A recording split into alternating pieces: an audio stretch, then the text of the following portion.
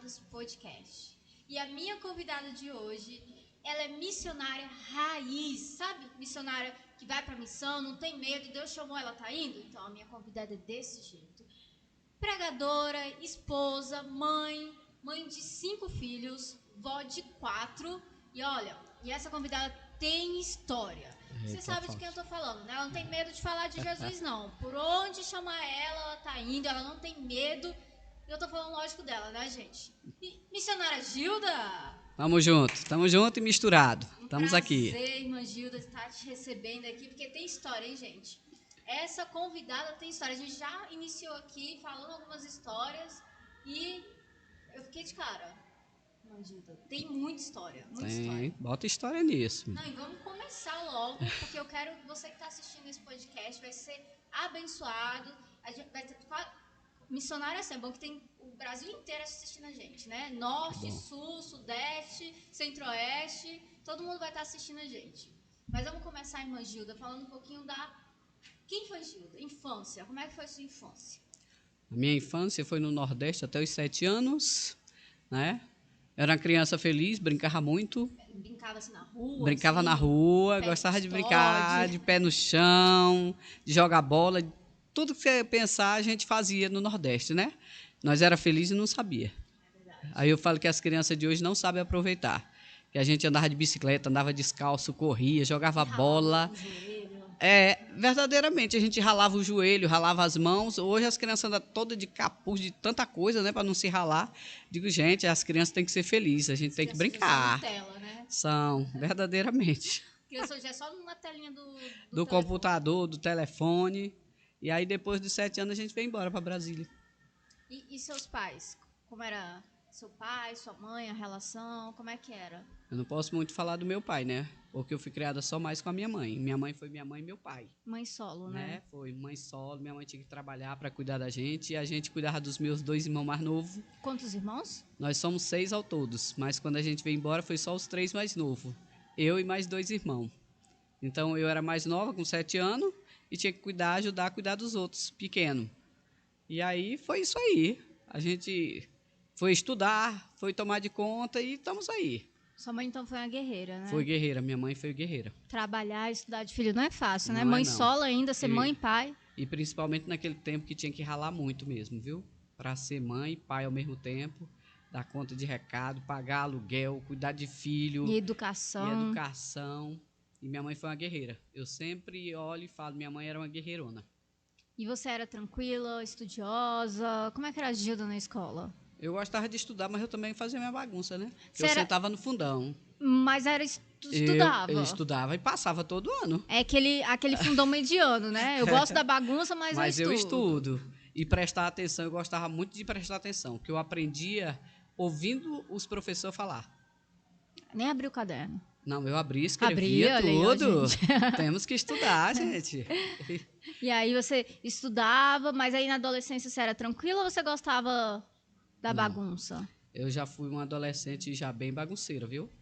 Eu gostava de sair, tinha a minha turminha, né? Um grupinho. Meu grupinho. Então, nós saíamos muito. Naquele tempo era discoteca, a gente ia para discoteca, o povo sabia se divertir. Então, irmã Gina, então era da balada, da discoteca, da lambada. Da lambada, da discoteca, a gente saía mesmo para se divertir. Olha aí, ó. Viu? Hoje então, você e a irmã missionária Gilda aí, pregando. Deus tirou ela lá da lambada, lá, dançando, os embalos de sábado à noite. Isso mesmo. E gostava, ia todo final de semana? Todo final de semana a gente tava na festa. Mas dançando. Aí você só dançava ou você era muito de aprontar? Não, só dançava mesmo. Então aí, ó, já. Como é que era, assim? E como é que foi esse processo? Você sempre foi evangélica ou não? Não. Eu aceitei Jesus, eu tinha 24 anos quando eu aceitei Jesus. Passei por todo um processo, porque eu venho do centro de Umbanda. Cheguei a ser macumbeira, fui fazer cabeça, mas Deus não deixou me aprofundar, porque fazer cabeça não é fácil, é coisas terríveis, né? Um quarto escuro, fedorento, e a pessoa chega a fazer todo aquele processo, beber sangue. Eu cheguei a fazer tudo isso. Mas aí, só para entender, então, Você entrou Isso já faz de adolescência para jovem. Já tinha o quê? Uns 17 anos? Não, por aí? menos. 16 menos. anos? Isso. 16 anos você entrou na Umbanda? Isso. Que foi a minha primeira gravidez do 16 para 17, que eu tive a minha primeira filha. Foi. Nossa, Foi muito outro cedo. processo muito dolorido, onde a gente aprende, e depois que a gente passa por tudo isso, a gente aprende. Eu tive depressão. O seu primeiro relacionamento, que é o pai da... Que foi abusivo, que ele saía para trabalhar, me deixava trancado, eu muito não conhecia nova, Jesus, né? Também. Sei, né? muito nova, né? E aí, eu sempre falo, quando a gente está num processo desse abusivo, peça ajuda, saia, não fique se matando ali, achando que vai resolver, que você não dá conta. As pessoas confundem, né? Muito, vou orar, vou orar, vou orar, vou orar, e ainda fica naquela situação, né? 2 vezes minha mãe tentou ir me visitar. Quando ela chegou lá, foi 2 experiências assim que eu falei, mãe, não tem como a senhora entrar. Eu não tenho a chave nem do portão e nem da casa. E ela saiu muito braba naquele dia, porque minha mãe era nordestina, braba também, né? E ela dizia, isso é vida? Eu falei, eu escolhi. Isso se chama escolha.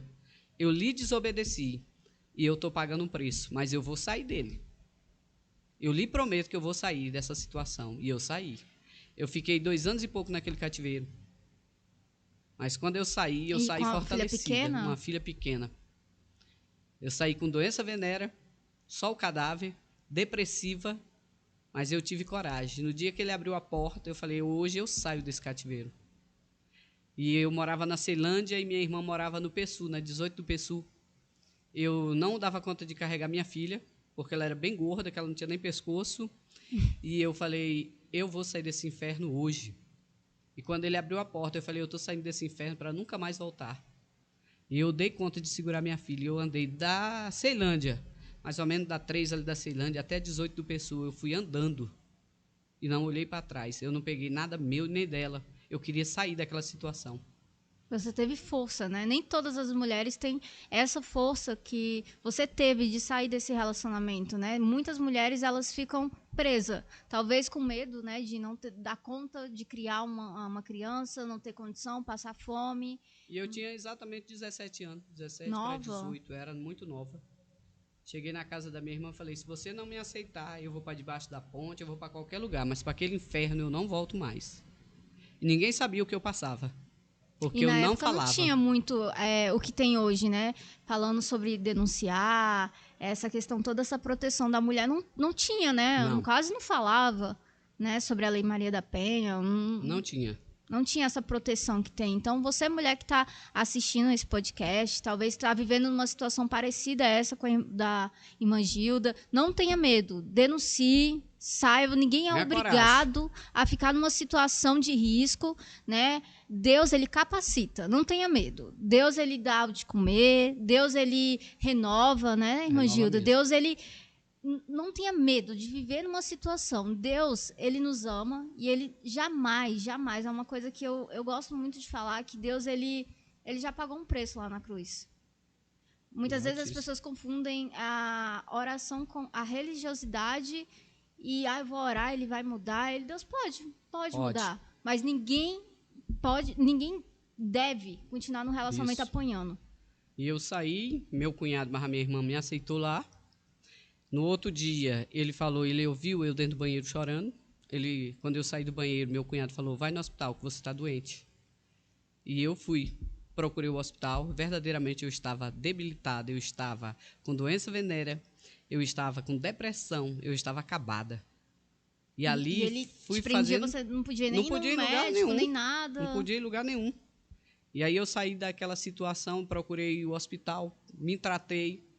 E quando eu fiquei boa, renovei as forças, eu arrumei um emprego para cuidar da minha filha. Falei, vou cuidar da minha filha.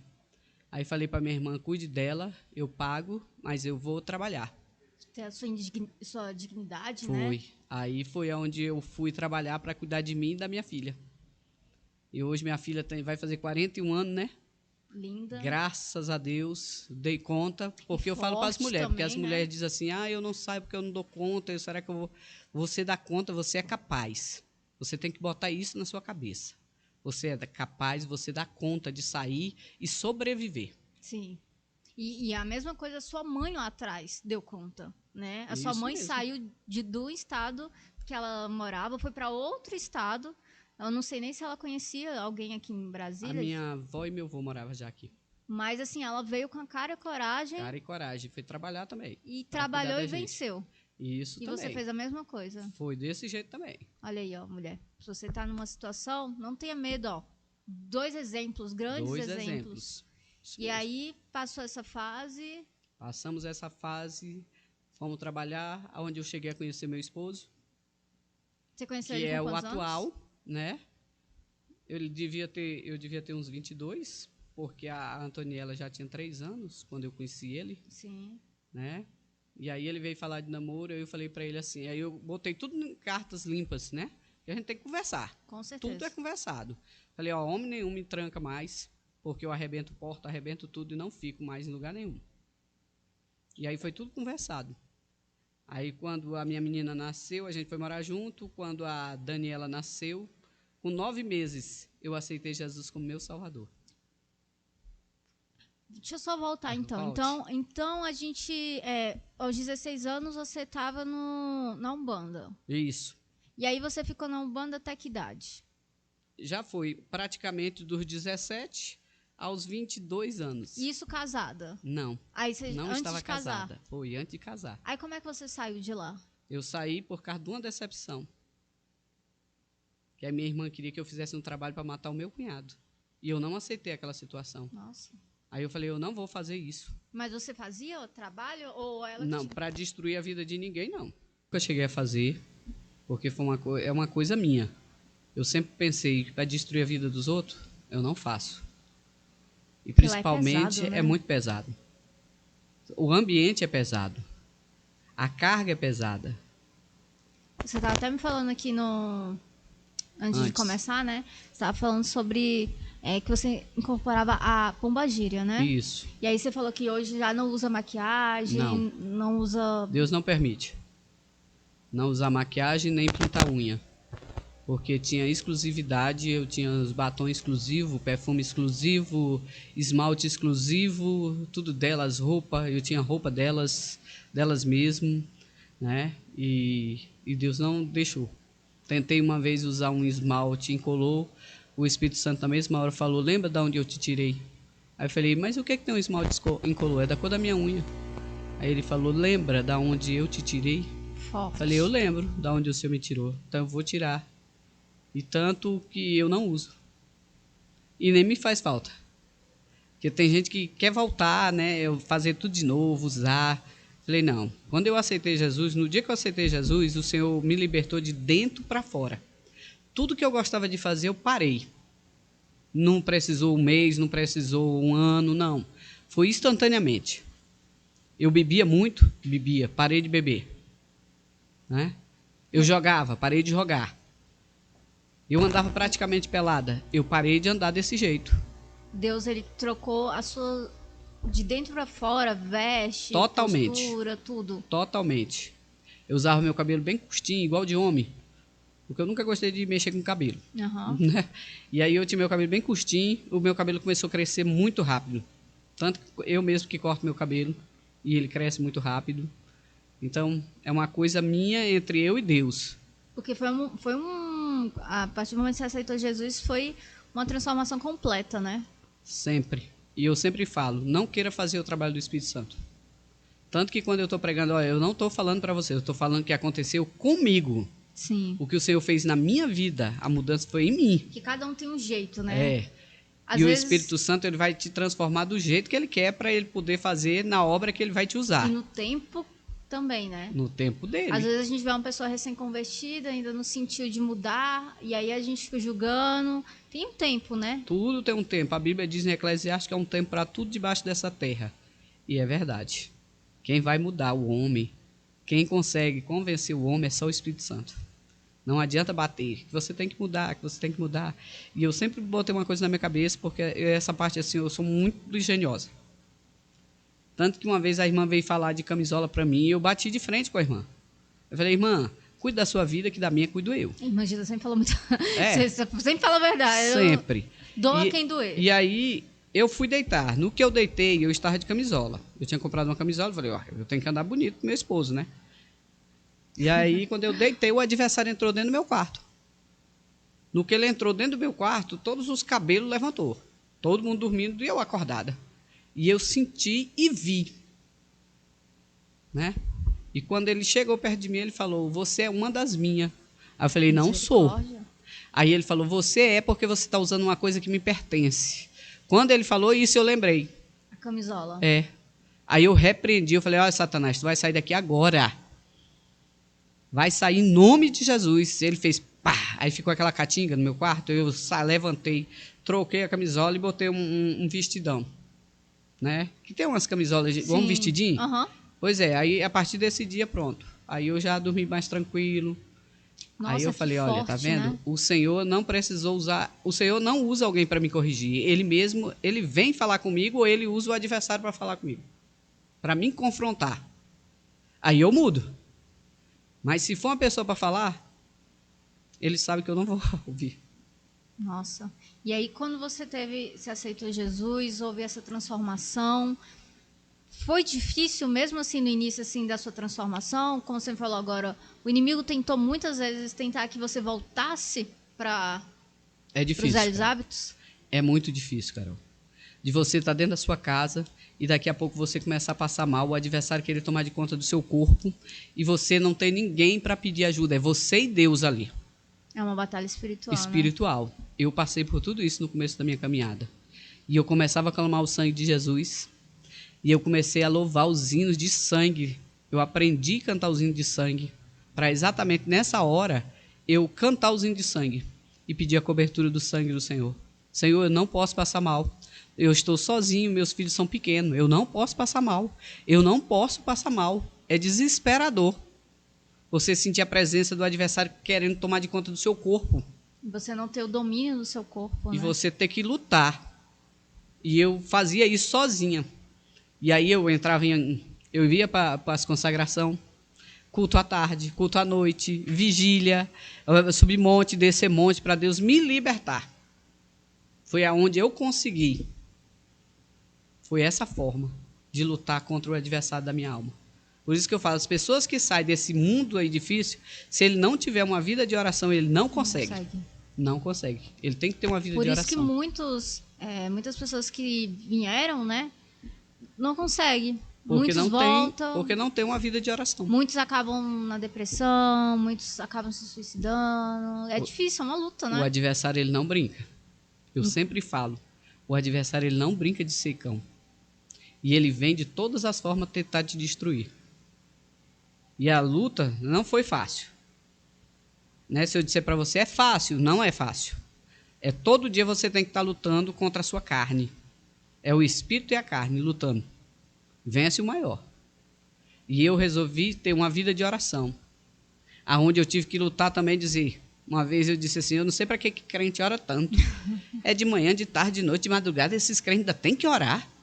O Senhor deixou eu ter uma experiência com o adversário. De novo. Para mim aprender a orar. Aonde eu tive que descer na madrugada e saber que a gente tem que orar mesmo, né? Aí eu disse, Senhor, é melhor obedecer. Eu vou orar. E foi aonde eu comecei a gostar de orar.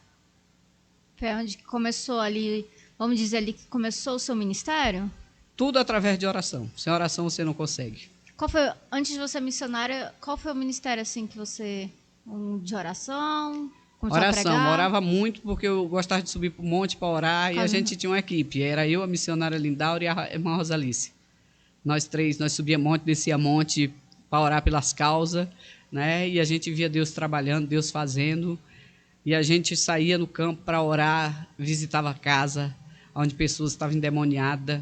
E quando Deus me tirou lá da quadra 1 do Buriti de Planaltina e me levou para a estância, onde é a minha casa, o Senhor falou assim, em muitos lares tu irás entrar, para mim poder fazer libertação nas vidas. E verdadeiramente. A gente, quando eu aceitei Jesus, essa missionária, ela falava a vida dela. A Lindaura? A missionária Almerinda, que me ganhou para Jesus. Ela contava as experiências dela e eu sonhava. Eu fiquei igual Maria nos pés de Jesus, sentada escutando e aprendendo. Olha só que legal. No início, você era Marta. Pois é. Antes de você aceitar Jesus, a missionária foi lá na sua casa, você estava lá cuidando das coisas lá dentro. E aí, depois que você se converteu, Virei Maria. virou Maria. Foi. E eu gosto de pregar sobre Marta e Maria. Eu amo essa disse, pregação. eu tive no lugar da Marta e depois virei Maria. E quando ela pregava para mim, eu sonhava. E eu disse para Deus um dia: a única coisa que eu quero ser na tua casa é missionária, para levar a tua palavra às pessoas cativas. E não é fácil, né? Não é fácil. É um ministério. Árduo, mas é gratificante. Tem dia que tem você muita vai se retaliação, né? arrastando assim, não vou dar conta, mas eu vou. Quando você está ali na obra, ali no campo ali, o inimigo tenta contra a sua vida, não consegue. Aí tenta contra seus filhos, seu marido. Mas eu sempre falei para eles, quando eu saía, mesmo antes de eu ser missionário, que eu já fazia missão, eu falava para meus meninos assim: olha, eu estou saindo para fazer a obra de Deus, vocês vigiam. Porque ele vai tentar comigo, ele não vai dar conta, ele vai vir contra a vida de vocês, para tentar me parar. Deixa eu falar para vocês. Pode acontecer o que acontecer com vocês. Se eu estiver no campo, eu não volto. Eu só volto quando terminar a obra. E Deus, ele disse um dia para mim: eu gosto de você porque você fala que faz e faz. Você diz assim: eu vou e você vai. E a casa da irmã Gilda, para quem não sabe, é casa de adoração, né? Porque só tem gente Graças a Deus. Só tem gente cantor lá. Nunca vi. É verdade. Acho que, deixa eu ver. A Antoniela começou o ministério dela louvando. Foi a primeira levita. Antes de eu aceitar Jesus, ela ia para a igreja com 7 anos. Ela já louvava a Deus. E quando ela chegava em casa, eu possessa de demônio, ela cantava todos os hinos que ela aprendeu com 7 anos. E eu mandava ela calar a boca, eu ficava endemoniada. Mas eu nunca proibi ela de ir para a igreja. Ela ia para a igreja evangélica. Ia. E ela cantava, mas a Norbélia, que é a prima dela, as duas cantavam. E quando ela chegava em casa, ela deitava na rede e começava a louvar. Os corinhos, os hinos, tudo que ela aprendeu na igreja, ela cantava. E aí depois veio o Daniel. A Dani canta também, né? A Dani nunca chegou a cantar na igreja, não. Acho que é a única que não canta. É. O resto, todo mundo canta. Mas a Adriela tem uma voz linda. A Adriela canta. Rafa o Rafa canta também. Daniel também. Isso. É a casa de adoradores. De adoradores, graças a Deus. E como foi falar um pouquinho sobre criar os seus filhos, né, nessa jornada de ministério. Porque as pessoas julgam muito, né? Eu tive uma ajudante, que a minha ajudante foi a Antoniela, que é a minha filha mais velha. Eu falo que ela praticamente é minha mãe. Porque sempre o ministério todo começou com ela, né? E quando Deus ia falar comigo, ele sempre falava: você acha que você é o esteio da casa? Não, é ela. Ela é o pilar, né? Ela era o pilar. Ela botava nós fazer culto doméstico e eu olhava para a cara dela e ficava questionando: mas para que ela? Vamos fazer o culto doméstico? Eu canto, vocês pregam 1 hora e botava todo mundo assim na filinha. Então nós aprendemos muito com ela, entendeu? Então é muito bom que ela ficava. Eu saía para fazer a obra e ela ficava cuidando dos meninos. Você e o pai também. Que eles estavam bem, né? Você ia pro campo, sabia que o pai estava ali, ela estava ali dando suporte. E verdadeiramente. Aí ia descansado. E eu sempre, foi uma coisa que eu sempre confiei, foi em Deus. Eu sempre falei: Deus, o Senhor cuida deles, que eu cuido da tua obra. Eu vou sair, mas o Senhor cuida deles. E verdadeiramente Deus cuidou e tem cuidado até hoje, né? Eu vejo o cuidado de Deus, assim, a proteção é muito gratificante. E estão todos aí, né? A palavra foi plantada. Foi. Né? Todos eles cresceram dentro da igreja, com a palavra dentro do coração. É o que a gente falou essa semana, né? A gente teve um culto lá na minha casa, né? E a gente até falamos sobre isso, né? Que independente dos caminhos, né? Isso. Que depois que cresce, cada um pega um rumo, né? A palavra tá ali. Tá plantada. Tá ali, a raiz tá ali, né? Verdade. Pode estar em qualquer lugar, a raiz tá ali. Então lá. Talvez não pode estar... talvez quem tá assistindo a gente, né? Ah, mas meu filho não tá na igreja. Mas a palavra tá ali. No momento, daquele momento que precisa, sabe? Aquele momento, é a Deus que ele vai buscar. Porque já sabe que tá ali. Mas é verdade mesmo. Na hora que a coisa aperta, para quem que eles correm? Mãe, tem como me ajudar em oração? Mãe, vamos fazer um propósito de oração? Tem um espelho, né? Aí a gente fala, vamos fazer o propósito de oração, vamos entrar em oração que Deus vai fazer. E Deus tem feito. Família Isso tá aí bem... é muito importante, fazer a base, criar uma base dentro da casa de Deus. Porque quando eu aceitei Jesus, a Dani tinha 9 meses, aí caminhamos para a igreja, e aí veio o Daniel, aí veio a Adriela, veio o Rafa, todo mundo dentro da igreja. Então foi todo mundo dentro da igreja. Se você fosse falar uma mensagem hoje para os pais que estão nos assistindo hoje, o que você falaria hoje? Crie os seus filhos na presença de Deus. Leve para a casa de Deus, que vai ter uma base bíblica. Mesmo que quando ele estiver grande, se desvie, vai ter sempre o temor e o tremor. E eles têm a palavra guardada. E na hora que eles precisar, eles sabem para quem eles vão clamar, para quem eles vão pedir socorro. É para o próprio Deus. Porque eles conhecem Deus não de ouvir falar, mas de andar, de ver Deus fazendo milagre. Dentro de casa. Dentro de casa, isso mesmo. Porque, olha, a Adriela passou por uma situação também, com 1 aninho, quase 2, 1 ano e pouco. Deus queria levar ela do meu lado. E eu fiquei segurando o pulso dela. E acordei até meu esposo e disse, olha, acorda para tu ver tua filha partindo. E o olhinho dela só era em mim. Se a senhora pedir, eu fico. Se a senhora não pedir, eu vou. E teve uma hora que eu falei, Deus, deixa ela mais um pouco conosco. E naquele exato momento, Deus ouviu o meu clamor. Ela acordou no outro dia, boazinha, sem sentir nada. Hoje, dia 10, ela fez 27 anos. Tá aí, a promessa de Deus, né? Forte, se cumprindo. Uma mulher. Mulher guerreira, trabalhadeira, estudiosa também. Depois passamos por outra situação para aprender a obedecer. Já vamos entrar no caso do Daniel. Vamos falar, a gente já ia falar nisso agora. Né? Esse foi o momento mais difícil da sua vida? Para mim foi um dos mais difíceis. Quando mexe com o filho, né? Quando mexe com o filho. Porque uma certa vez eu estava pregando na nossa igreja lá em Planaltina e minha própria irmã se levantou e disse que eu não era usada por Deus. Eu era usada pelo adversário. Ela levantou no meio da igreja e disse assim, será que é Deus mesmo que está usando ela? Isso aí é o cão, que ela trabalhava com eles. Então não é Deus que está usando ela. Eu terminei de entregar o recado que eu estava entregando.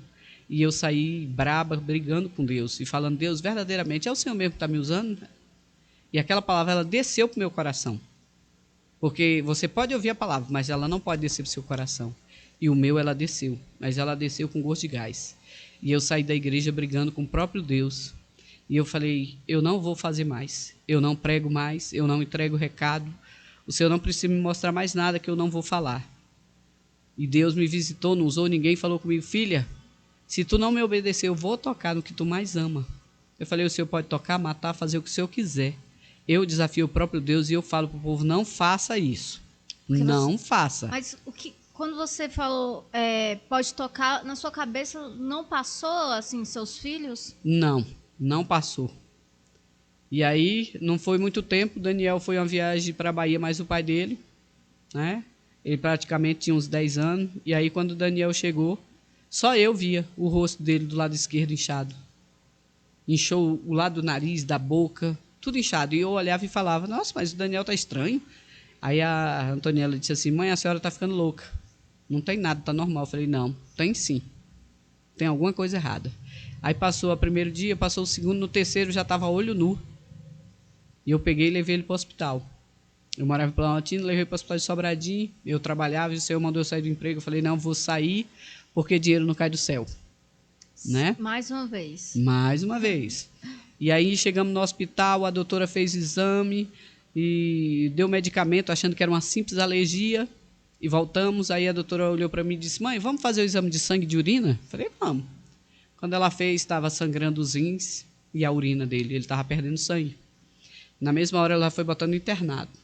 A gente ficou internado, ficamos 7 dias, ele tomando medicamento e saímos.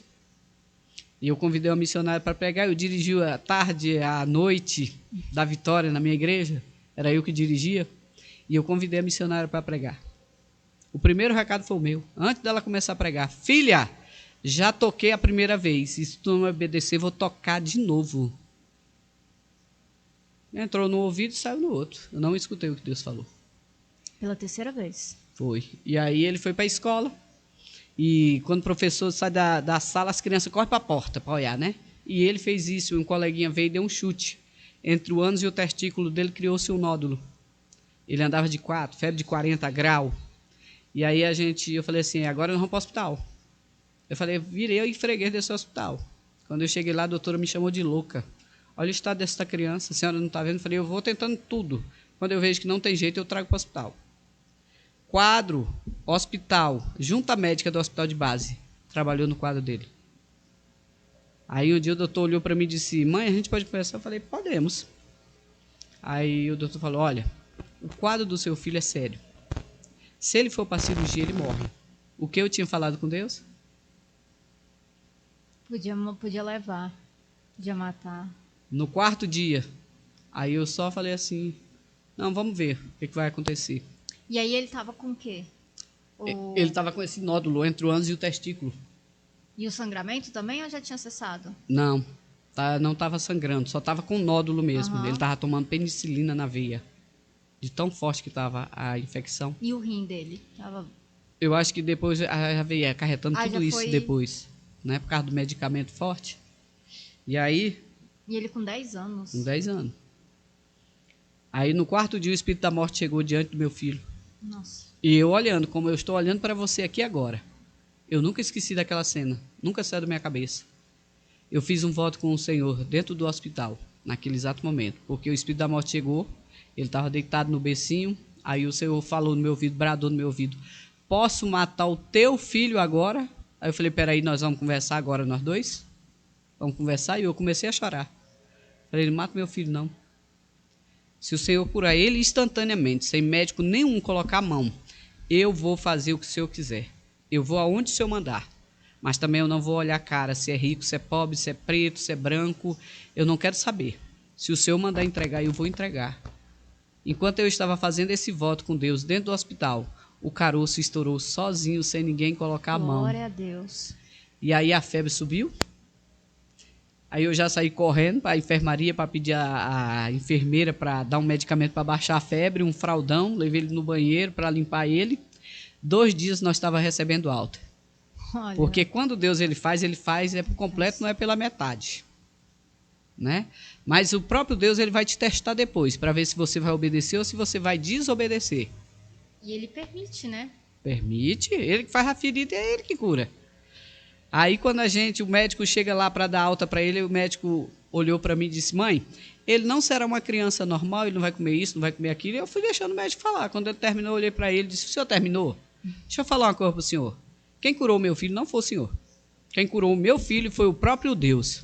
Ele vai ser uma criança normal, ele vai correr, ele vai pular, ele vai fazer tudo que uma criança faz. Chegamos em casa, o telefone tocou. Ele subiu num pé de árvore que tem na minha casa até hoje, que é um pé de siriguela. E minha mãe disse, meu Deus, o menino. Eu falei, deixa o menino ser feliz. O telefone tocou. Era uma irmã me convidando para pregar 3 horas da tarde. Era o próprio Deus me testando. Eu fiquei com o telefone aqui de um lado e do outro lado eu fiquei, será que eu vou, será que eu não vou? O Senhor bradou no meu ouvido e disse, lembra do que tu votaste naquele hospital? Se tu recuar 1 milímetro, eu mato o teu filho para tu saber que eu não estou brincando. Pode deixar, irmã, 3 horas eu estou aí, em nome de Jesus. Depois disso, eu nunca mais parei. O meu ministério começa bem aí. Aí começa a missionária Gilda. Começa a missionária Gilda a fazer a obra em todos os lugares. E em algum momento lá no hospital você questionou a Deus? Não. Ou duvidou? Não. Eu sabia que eu que estava em desobediência. O meu filho estava pagando por causa de mim. E Deus estava tocando nele por causa de mim. Não era por causa dele.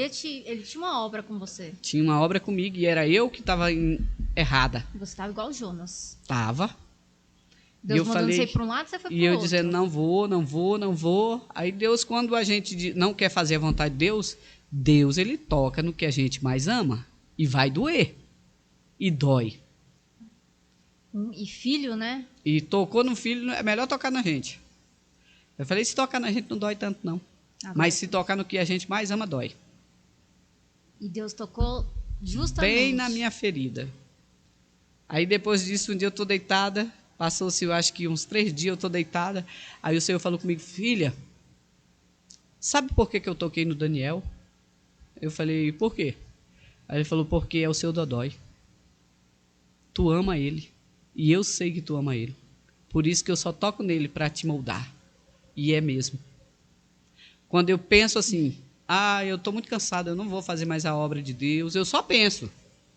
Aonde ele estiver, ele sonha, ele morrendo. Agora que ele é policial, ele sonha levando tiro e morrendo. Meu Deus. Aí eu falo, não, meu filho, pode ficar calmo, que a mamãe não vai parar, a mamãe não está cansada. Você pode continuar aí, porque sua mãe está de pé. Porque mãe de pé, mãe de joelho, filho de pé. Né? Eu li esse livro também. Muito bom. Aí eu falo, a mãe ela tem uma responsabilidade muito grande sobre a vida dos filhos. E uma responsabilidade, além de educar, uma responsabilidade de vida assim, muito grande, né? Porque além de você estar ali tocando, as palavras que você falar pode abençoar e ou pode amaldiçoar.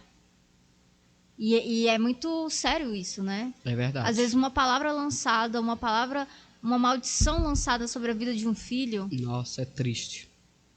É muito triste. Então, as mães, ela têm essa responsabilidade, né? De abençoar, é melhor abençoar.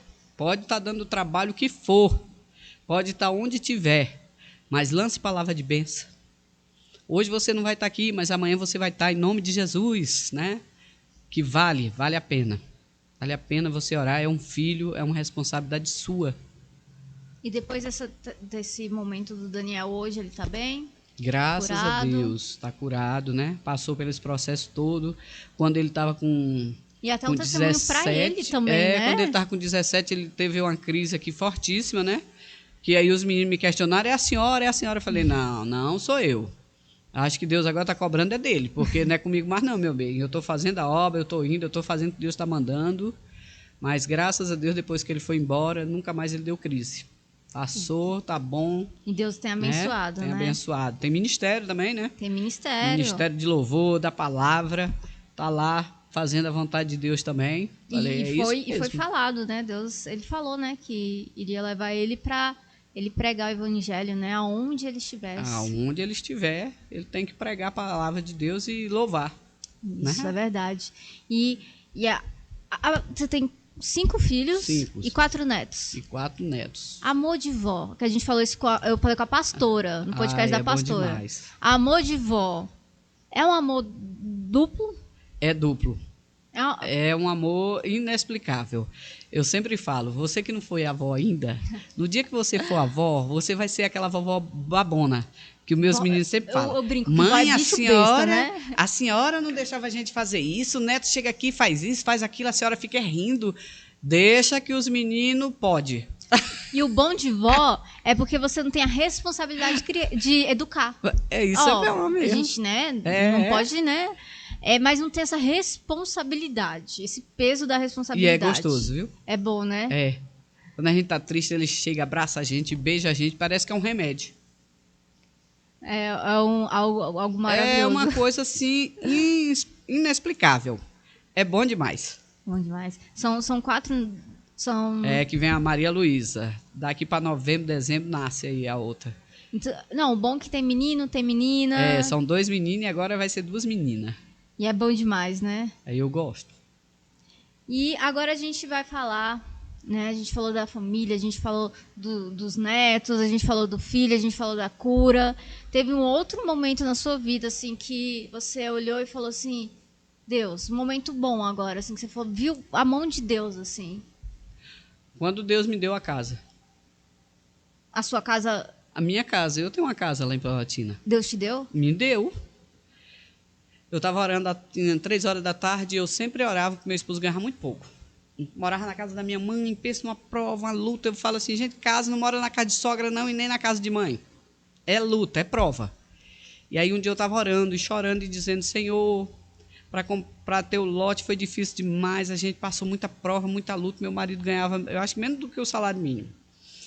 E aí eu falei assim com Deus, Deus, eu preciso de uma casa para meus filhos poder correr, pular, fazer o que eles quiserem.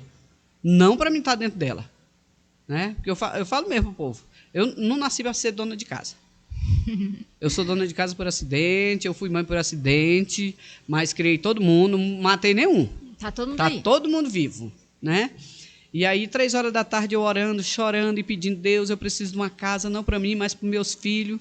Deus falou comigo bem assim, filha, fale para o seu marido pagar 3 meses de dízimo, que eu vou levantar a sua casa dentro de 3 meses. Aí eu cacei quem estava falando comigo. Meu Deus. Aí eu falei, oxe, tem alguém falando comigo? Aí eu falei, bom, é o próprio Deus. Aí eu falei assim, se for Deus mesmo que está falando comigo, eu vou falar com meu esposo e ele vai pagar. Quando meu marido chegou, eu falei, paixão, o Senhor falou comigo que é para você levantar 3 meses de dízimo, que a nossa casa vai ser construída dentro de 3 meses. Ele pagou os 3 meses. Nossa casa foi construída em 3 meses. Glória a Deus. Deus abriu a porta.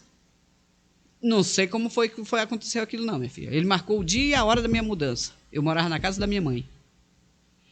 Foi construído 2 quartos, sala, cozinha, banheiro. Quintal. O quintal era grandão, né? Só não tinha dado ainda para botar o muro, depois a gente fez tudo, depois que a gente mudou. E aí Deus marcou o dia e a hora, e quando o caminhão chegou, o Senhor já tinha me mostrado o caminhão lá. E aí quando a gente colocou as coisas tudo dentro, começou a chover, eu disse, Deus vai me abençoar nesse lugar. Aí minha mãe ainda disse assim, minha filha, não botou nem um piso, porque o piso era grosso, né? Eu falei, bota tapete, eu boto coberta, mas eu vou para minha casa. Eu tô na minha casa. Eu vou para minha casa, onde meus filhos vai correr, vai pular. E aí nós mudamos. Nós moramos 12 anos naquela casa. E Deus falou assim, no dia que tu pintar a casa, é hora de mudar. E quando pintou? No dia que meu marido comprou as tintas, o Senhor disse, arrume a mala. Eu tinha andado aqui no Riacho Fundo e gostei desse lugar, meu coração se abriu. E o Senhor falou assim, no dia que tu mudar daqui, tu muda da igreja. Tu vai sair daqui e da igreja. Não é assim, tu vai sair, tu vai voltar para a mesma igreja. Não. Por isso que eu falo, se Deus te tirou do lugar, é porque você vai precisar estar naquele lugar. Você vai dar fruto naquele lugar que Deus está te levando. E aí o Senhor usou meu cunhado e disse assim, a igreja que tu vai congregar, o carpete é vermelho. Quando eu mudei o carpete da igreja era vermelho. Aí eu falei assim, tá certo. Ele falou os detalhes, Detalhes. Né?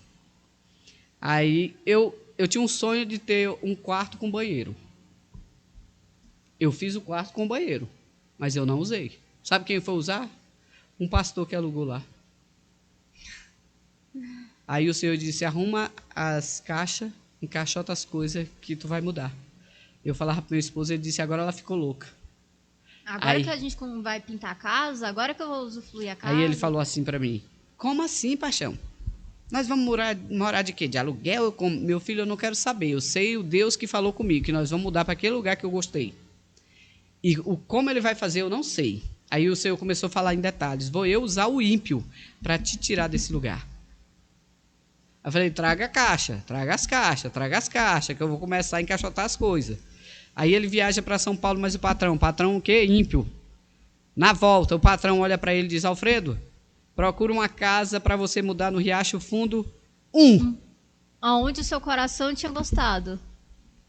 Quando ele chegou lá com um jornalzinho debaixo do braço, olhou para mim e disse, paixão, procura a casa aí para a gente mudar. Aí eu olhei para ele e disse, eu não vou procurar nada não. Você vai procurar, porque eu não vou.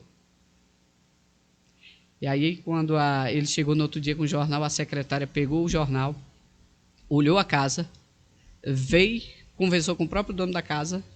Nós moramos na casa 8 anos, nessa rua bem aqui, assim, ó. Na casa 7. Moramos 8 anos nesta casa. E perto da onde? Da igreja. Do Carpete. E aí ela ainda disse bem assim, quando ela veio, ela olhou para meu esposo e disse assim, vocês vão morar nessa casa, ela é ímpia. E sua esposa vai congregar naquela igreja. Ela não sabia que eu era crente. Foi só confirmação. Só confirmação. Eles mudaram 3 meses sem mim. E eu fazendo a obra de Deus, viajando para o Maranhão, viajando por lugares. Quando eu cheguei, eu falei assim, venha me buscar que hoje eu vou conhecer a casa. Aí eu pensei que tu não queria mais saber. Eu falei, venha me buscar. Quando eu botei o pé ali, eu levantei a mão para o céu e agradeci ao Senhor. Senhor, muito obrigado porque o Senhor fala e ainda cumpre na terra. A última palavra na minha vida, quem sempre deu foi o Senhor. Não é o homem. E você fazendo a obra e ele cuidando Cuidando da casa e dos filhos. Dos seus. E continua até hoje fazendo a obra e eu vejo o cuidado de Deus, que é nos mínimos detalhes Deus cuida. Amém. Por isso que é gratificante fazer a obra de Deus. Amém. E como é essa vida Porque não é fácil, né? A vida de missionária não é fácil. Você, Não é. um dia você tá num lugar bom, outro dia você tá lá no interior do interior do interior, não tem nem água. Como é que é essa vida, assim, para quem um dia aí tem esse Vontade de ser chamado, missionária. né?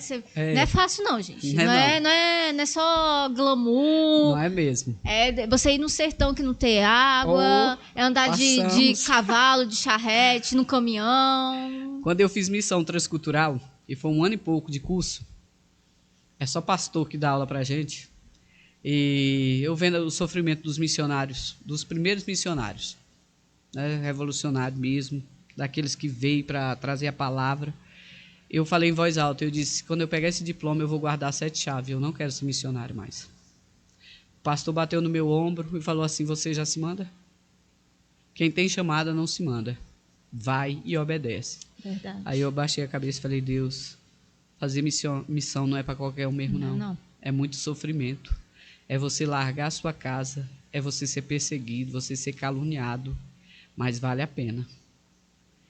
E aí eu peguei, a primeira missão que eu fui foi na Bahia, numa cidade chamada Arrozal, foi isso que eu te falei, não foi? Aham. E quando chegou lá, a gente teve que tirar a água do poço. A gente, criado aqui em Brasília, água na torneira, né? Não sabia nem por onde começar. E aí a missionária chefe olhou assim e falou, ó, uma turma vai tirar a água do poço, todo mundo hoje vai banhar de cuia, Meu pai. água gelada. Acho que ali foi tipo um laboratório, Foi. assim, pra ver se você... Foi um laboratório mesmo, entendeu? Todo mundo foi, a turma para fazer comida, outra turma para lavar a louça, tirando água do poço para lavar a louça. Então, todo mundo trabalhou em conjunto. Então, para você sair no campo, você primeiro tem que passar pelos processos. Hoje tem pessoas que dizem assim, para me fazer missão eu quero dormir num hotel 5 estrelas, eu quero comer isso, quero comer aquilo. Não. A própria Bíblia diz, o apóstolo Paulo disse, o que tiver que botar na sua mesa, só ore e agradeça a Deus e coma. Eu falei, gente, eu não como piqui. Eu já experimentei e não gostei, por isso que eu não como piqui. Mas se eu chegar no lugar e tiver arroz com piqui, eu como arroz. Por quê? Eu sou missionária. Missionária, ela não tem frescura. Sim. O nosso Jesus, ele não tinha nem onde reclinar a cabeça.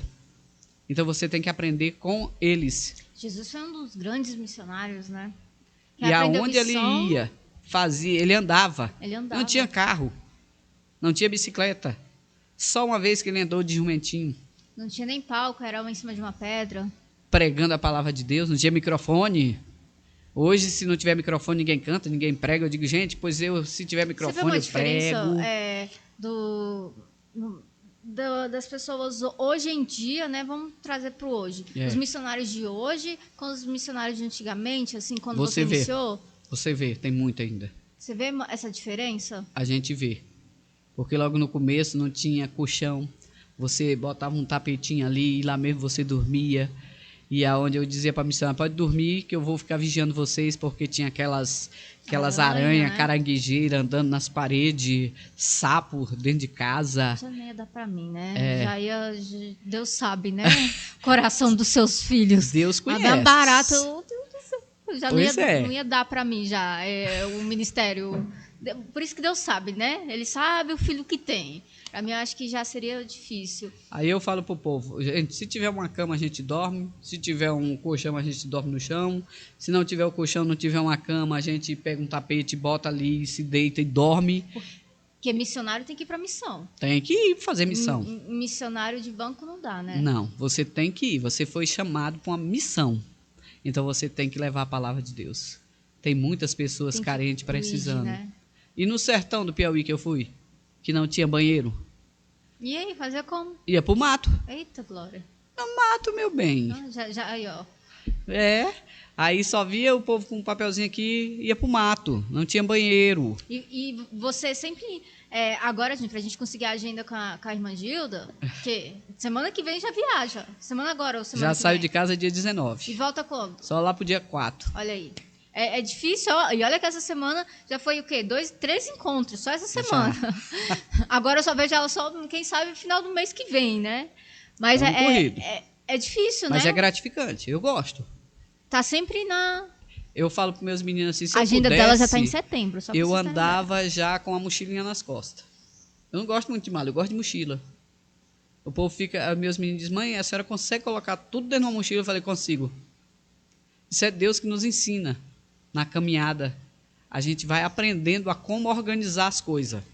Porque não é só fazer a missão, também tem um lado espiritual também, lado né? espiritual. Como é que você faz essa parte do lado espiritual? Eu já estou em propósito de oração desde o começo do mês. Já para essa missão que a gente vai, porque vai ser na Bahia. Luiz Eduardo Magalhães, Barreira, depois Formosa do Rio Preto e a gente termina a agenda em Lavandeira, Tocantins. Então são 15 dias. Meu Deus, desce. São 15 dias aí na cruzada e nós estamos juntos. E aí você já começa com jejum. Jejum, consagração, já se preparando. E aí você está sempre em jejum e consagração? Quando sempre? a gente já entra logo, eu gosto já de fazer todos os dias. Porque na hora que diz assim, tem alguém ali para orar, vamos embora. Né? Você já tem que estar preparada, você não vai se preparar. Sim. Aí eu falo, eu já me preparo antes, porque quando chega lá, não tem esse negócio, eu não vou tomar café porque eu estou em jejum. Não, eu já me preparei aqui, eu já me preparei antes, já para quando chegar lá, porque você vai para os lugares que muitas vezes você não vai ter como dizer não, entendeu? Missionário não tem isso. Tá fazendo uma desfeita para o dono da casa. Até um copo d'água que ele está te servindo, tem gente que, eu não quero água, eu não gosto de café, eu não tomo isso, eu não tomo aquilo. Irmão, a Bíblia ela é bem clara. Você não pode dizer não. Você está indo muitas vezes para ser testado. As pessoas vão dizer, vamos ver se esse missionário é missionário mesmo. Já corremos de vaca, fazendo evangelismo em Tocantins e a vaca correndo atrás da gente, e a gente passando por debaixo de seca. É muito emocionante também, viu? É engraçado, é muita emoção. Né? Imagina, já passou muitos momentos engraçados também, né? No caminhão, com a galera. Em cima do caminhão. Vamos fazer a obra, aquela poeirona em cima. E eu gosto dessa muvuca, viu? Porque tem que ser... Não adianta você querer andar bonitinho, maquiado, cabelinho ali na chapinha ali, pra ser missionário, não dá pra essas coisas, não. Não dá, não. Porque tem lugar, é poeirão, a poeira subindo, você tá lá no caminhão, no pau de arara. É muito Eu gosto dessas coisas. Teve algum momento na sua trajetória de fazer missão, algum momento assim que você lembra, assim, alguma história que você fala assim, essa marcou? O dia que Jesus ressuscitou o menino, entre Tocantins e Maranhão, eu preguei sobre o filho da sunamita, que Eliseu ressuscitou. Eu preguei no sábado à noite. Domingo, a gente ia para um lugar de banho, ia ter primeiro... Eu ia pregar de novo, de manhã, né? E aonde foi que eu fui no caminhão junto com a galera, com os jovens, com os adolescentes. A missionária Lindaura ficou para trás, mas o pastor, eu falei, não, eu vou com eles ali. Eu vou com os jovens, eu vou com eles eu mesmo, da bagunça. Né? E a gente foi. E quando chegou lá, tinha um adolescente que ele foi em desobediência à mãe dele. A mãe dele não deixou ele ir e ele foi. E quando chegou lá, a líder falando que não era para descer na piscina. Eles desobedeceram, desceram. O menino vai e morre, afogado. E aí tá aquela coisa toda, o povo tudo chorando, já aquele desespero, eu tirando foto, né? Porque o lugar era bonito. Eu tava com minha máquina fotográfica. Gosto de tirar foto. E aí eu tô tirando foto, daqui a pouco o senhor fala comigo, larga isso, que o negócio é contigo. Eu falei, eu não acredito. O senhor fez, eu preguei, e o senhor agora vai fazer eu viver na prática. E aí eu falei, mas então vamos embora. Meu pai. O senhor quer que a gente vá, então vamos. Aí tinha um obreiro lá e disse, não tem mais jeito não, já está morto. Eu falei, cala a boca, porque o negócio aqui é forte. Jesus está aqui. Eu botei todos os adolescentes jovens para orar. Agora todo mundo vai clamar aqui. E Jesus vai fazer um milagre. E Jesus fez um milagre. Tem fé, hein? Jesus ressuscitou aquele menino assim, a olho nu. Gente, é a coisa mais horrível. Eu, na hora lá, eu vendo Jesus ressuscitar, o menino todo retorcendo assim, voltando. Eu falei, gente, o milagre assim, a olho nu. Eu falei, é marcante demais você viver ali aquela emoção de ver Jesus fazendo milagre. Porque ali era uma prova de fogo, né? Foi, porque, assim, e para todos os adolescentes jovens que estavam ali também. Você pregou aquilo? Foi. Aí acontece essa situação. No outro dia Jesus fez a prova, vamos ver se é isso mesmo.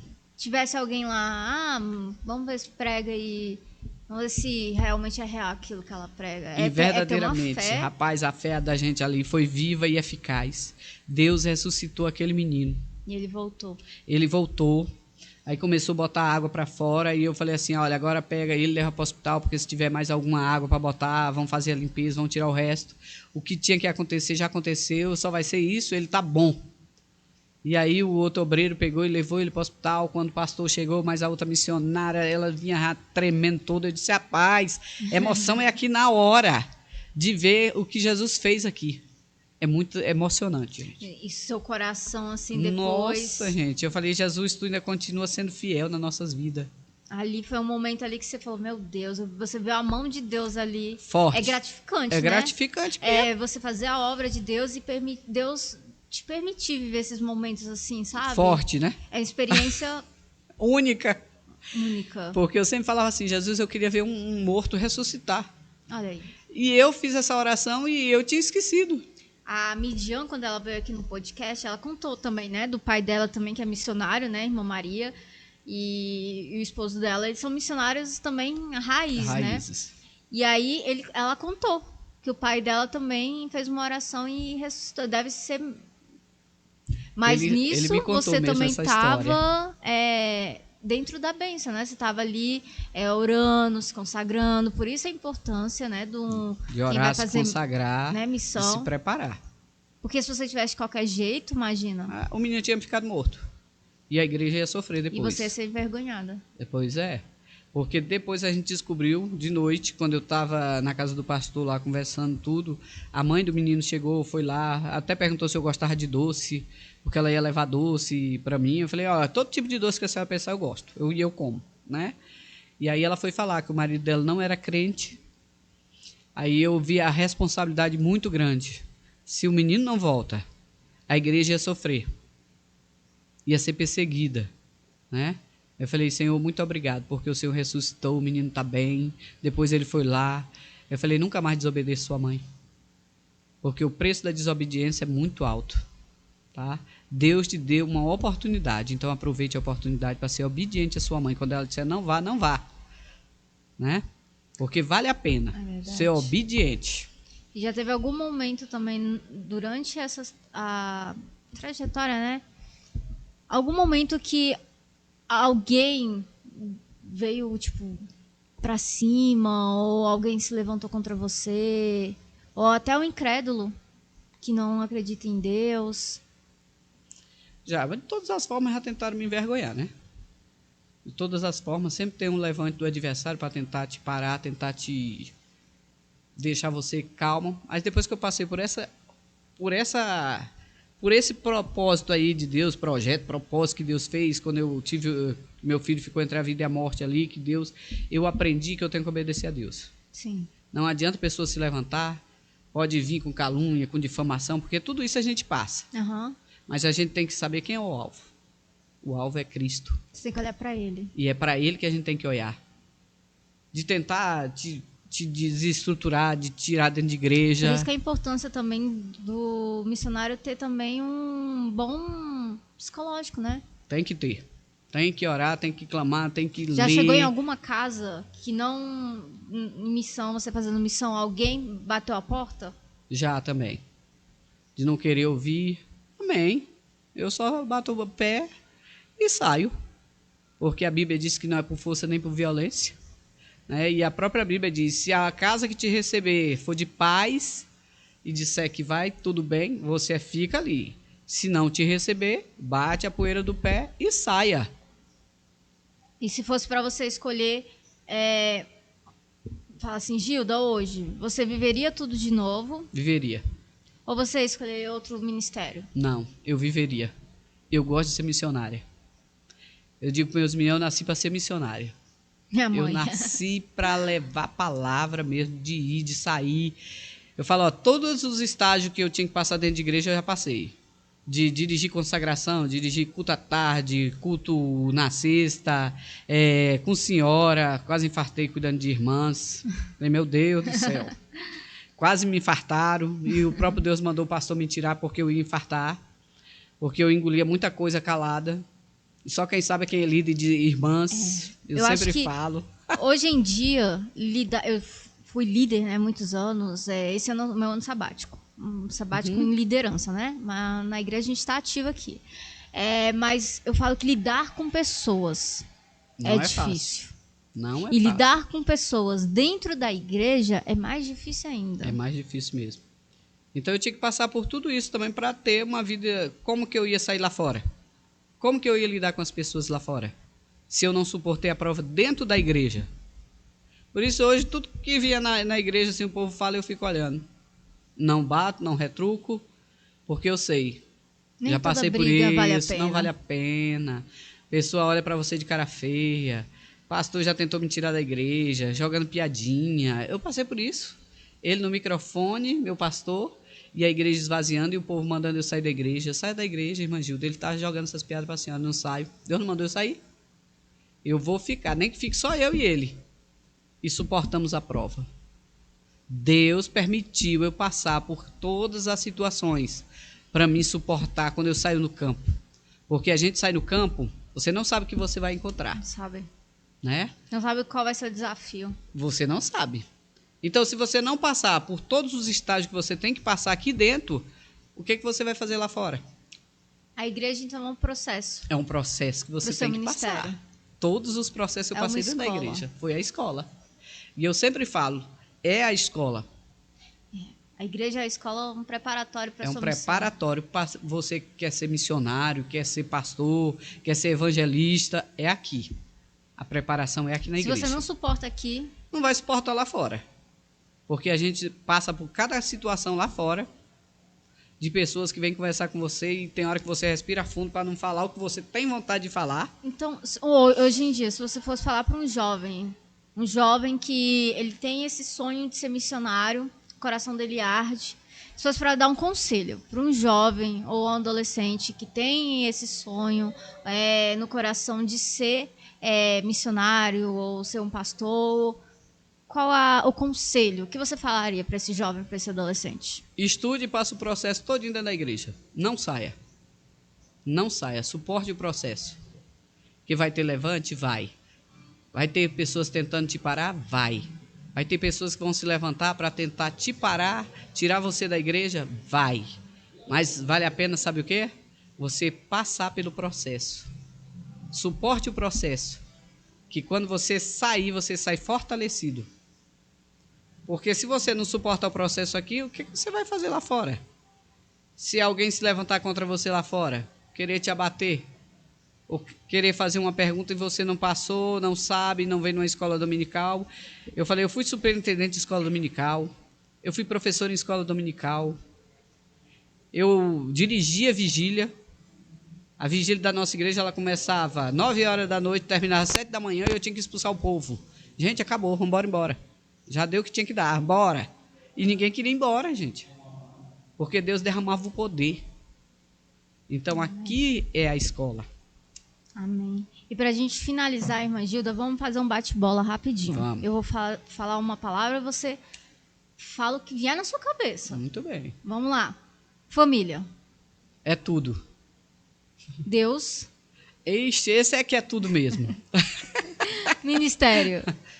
Vale muito a pena. Eu gosto. Neto. Amo ser missionária. Neto. Gosto demais dos meus netos. Um sonho. Rapaz, eu acho que eu estava até pensando esses dias, eu acho que eu não tenho sonho não, porque eu tinha sonho de ser missionário, eu já sou, né? De ter uma casa, eu já tenho. De ter uma família, eu já tenho. Graças a Deus, são todos abençoados, né? Porque tem gente aí que diz assim, eu tenho um filho, isso. Eu falei, olha, eu tenho 5 filhos. Quando chega a fase de adolescente, vai dar trabalho. Os meus, eu não passou que eu não senti que nenhum deles me deu trabalho igual eu dei trabalho. Os meus Deu não. aquele trabalho normal de adolescente. De adolescente, né? Um momento. Momento agora. Faça tudo que você tem que fazer agora. Um medo. Rapaz, eu ainda acho que eu não tenho medo, não. Porque eu gosto de aventura. E eu sempre falo quando eu estou pregando, gente, eu gosto de andar de avião, porque se a gente tiver que morrer, eu não vou só. Vai uma turma, uma galera comigo. E para a gente encerrar, deixa um versículo para quem está vendo esse podcast, uma palavra. Rapaz, o Senhor é nosso pastor e nada nos faltará. Amém. Não vai faltar nada se nós colocarmos Ele como centro da nossa vida. e buscar Ele enquanto se pode achar, invocar Ele enquanto Ele está perto. Então, é isso, nós temos que clamar a Ele, buscar Ele, independente de qualquer coisa que você estiver passando, enfrentando, busque a Ele. Amém. Se coloque na posição que o resto Ele faz por nós. Amém. Magilda, muito obrigada. Obrigada de coração. De nada. Testemunho forte, uma mulher forte. Eu sempre te admirei, Amém. te admiro mais ainda. Gente, muito obrigado. Mais um podcast. Essa semana a gente tem muito convidado especial. Então, assim, já sabe, né? Compartilha esse vídeo, né? Curte, comenta. Eu quero que vocês tenham uma semana abençoada, que você seja abençoado, você escutou até aqui, que Deus abençoe a sua vida, a sua casa, e até o próximo podcast, e acompanha a gente nas redes sociais, segue o nosso Instagram que vai aparecer aqui, Instagram da Irmã Gilda, segue lá, segue tá? mesmo. Minha mãe, ela te segue, minha mãe, ela te segue, ela verdade, puxa ela falou. as fotos, então vai lá, aqui vai aparecer o Instagram da Irmã Gilda, curte lá também, segue a Irmã Gilda para acompanhar ela nas missões, né? Missões. Tá no coração Tamo junto, de Deus gente. e no Que meu. Deus abençoe vocês. Até o próximo Interligados Podcast. Tchau, tchau, gente. Tchau.